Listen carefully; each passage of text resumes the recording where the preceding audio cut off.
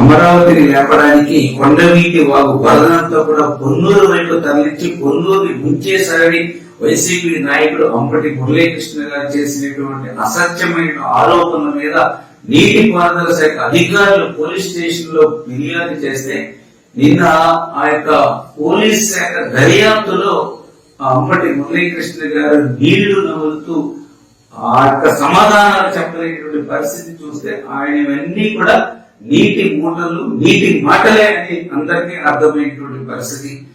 కొండవీటి వాగుకు సంబంధించినటువంటి వరద నీటి కేడబ్ల్యూ కాలువలోకి వదలడం మీరు చూసారా అంటే సమాధానం లేనటువంటి పరిస్థితి.